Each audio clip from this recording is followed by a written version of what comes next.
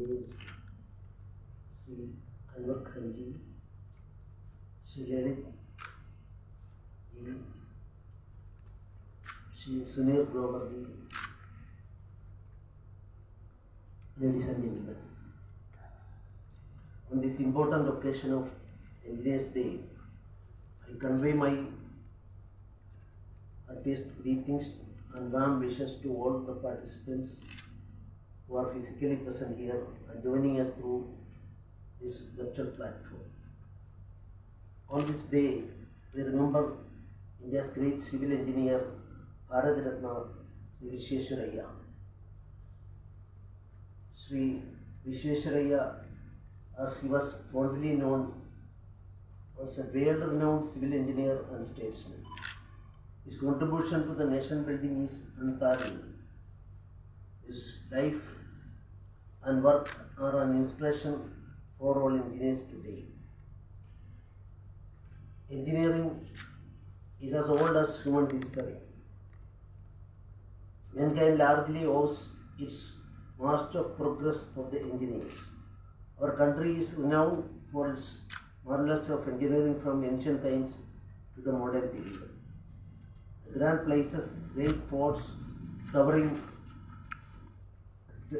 temples and magnificent dams and adorn our soil stand testimony to our great engineering skills. The majority of modern services enjoyed by mankind are the result of hard work of passionate engineers. If today I am able to speak through this mic in this air-conditioned hall of this beautiful building, the credit goes to all of you sitting here or listening to me. We are all indebted to your profession. So the word used by me is profession. And in the welcome speech also, Sri Chandrasekhar referred awaits or evades is a profession. What actually is the difference between a profession and an employment? In both employment as well as profession, making livelihood and income derived out of it is a common aspect. But there is a specific difference is there. For a profession, a particular standard we will have to maintain. Innovative nature should be there. Of course, the term used skill is also referred by previous speakers. So these types of special things, dedication, above all, dedication to the cause. In an employment also, all these things maybe we can see. But for a profession, if you are a professionalist, then the most important thing is your skill and your dedication to that course. Actually, with respect to our education, I would like to pose a question. World Health Organization is concerned, in the last century, in 1990s and 1995, what was the objective of our World Health Organization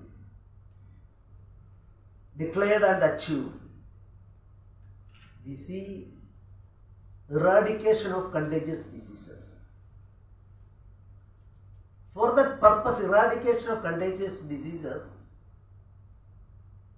we are all aware of the fact that, of course, we defeated plague, cholera, etc., etc. And in the annual report of World Health Organization in 1996 or 97, subject to correction I am saying, because in 2000 I have prepared a book along with the participation of one of the doctors of psychiatrist of Kerala. We together law and psychiatry. Law and psychiatry.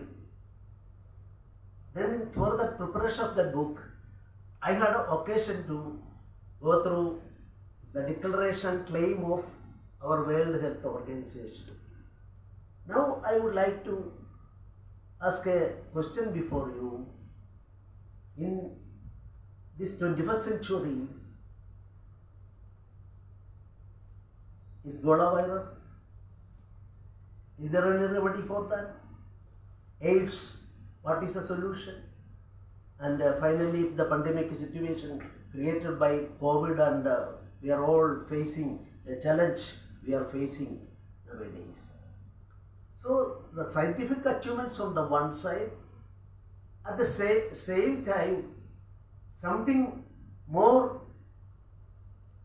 is also required for the creation, and not only creation, but a perfect creation of a human being. This concept of profession, I mentioned before you that a simple education, scientific education, innovative method alone is not sufficient. Something more is required. I would like to mention one more aspect.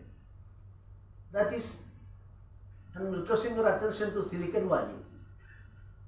Silicon Valley is the capital of our information technology and modern devices. If you take the topmost 5 institutions there, concerns there,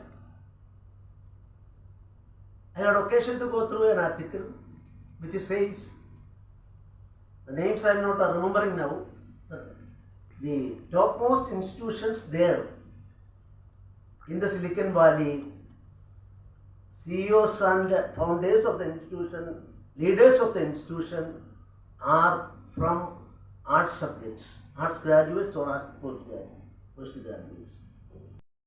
They achieved that goal. You can proudly say that Silicon Valley, these leaders are from various subjects. That is why in the keynote address, the last portion of his address mentioned about that aspect. So, engineers' contribution and other things, of course, we are all appreciating that. The present trend is we are not expected to confine to a single professional field alone, but go to all the fields. And remembering the words of Swami Vivekananda, his definition to education. Education is the manifestation of perfection. That is what is within a human being. To elicit process, that elicit process, a spur of moment is sufficient. In the case of Gandhiji, while he was traveling in a train in South Africa, we are under the impression that he was some writers write that he was not a smart lawyer, but that's not true. While he was practicing in South Africa, his income was $15,000 per year. But at the moment when the ticket examiner caught him and thrown away, changed his entire life. So that is a spur of moment I am used. That is what Swami Vivekananda also, through his life and his concept of education, through that process, he placed before us.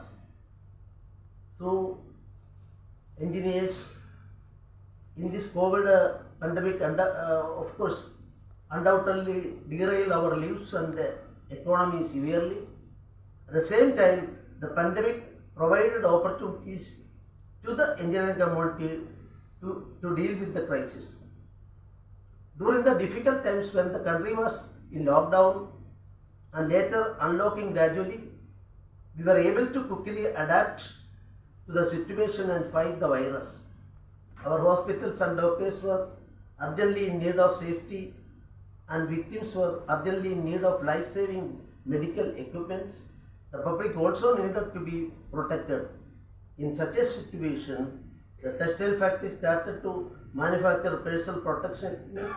Liquor factories started to manufacture sanitizers and other factories promptly changed gear or collaborated with the others to manufacture oxygen cylinders and ventilators.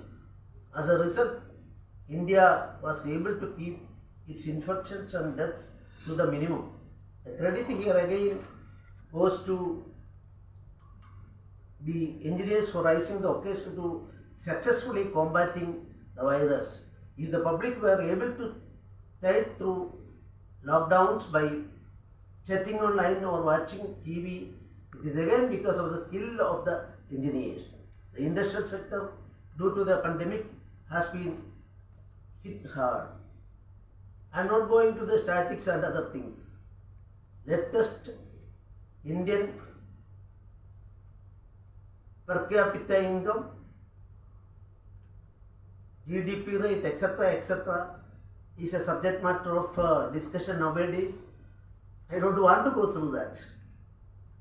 That gives us confidence. That confidence, of course, now we, the citizens of India, the government of India, people of India, we are trying for a self-reliant India.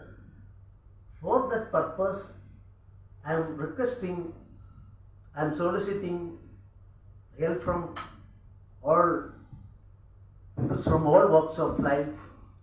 As far as I am concerned, in 2001 to 2003, I was the Assistant Solicitor General in the High Court of Kerala and the CBI counsel there.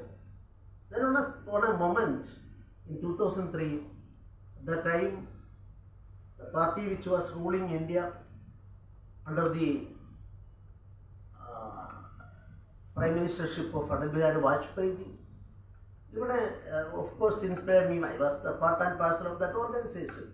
Then I resigned that post and became the president of a particular political party at that time in Kerala. Then in 2006 again I went for practice. Till I was appointed as the governor, I was going to courts and practicing, earning income from that, and my life also, my family's life also depended on that. I would like to say, when I was a full-time worker, just like a full-time politician in 2003 to 6 also, I obtained special sanction from the political party in which I belong. For one day, I am permitted to go for practicing my profession in the High Court of Kerala. One day, out of the 7 days, one day I am fully engaged in the courtroom and continued with my practice, and I was able to manage myself. So, politics, public work is also part and parcel of the life of everybody, and there should be civic conscience. In that direction also, I am requesting this professionalist before me, you have to bear in mind our country is on the path of progress, and as far as possible, we will also contribute to that objective.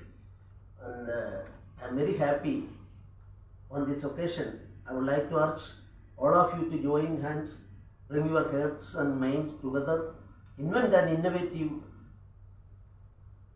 nature should be followed, and make this dream of India a reality. I wish all of you a happy Engineers Day. Jai Hind.